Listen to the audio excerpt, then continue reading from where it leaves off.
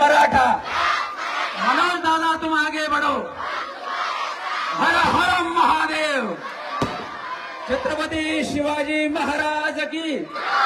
छत्रपती शिवाजी महाराज की। एक मराठा, एक मराठा, एक मराठा।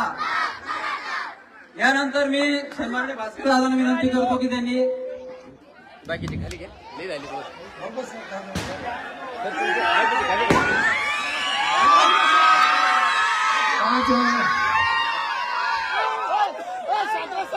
आज आपल्या या आदर्श नगरी पाटोदा गावामध्ये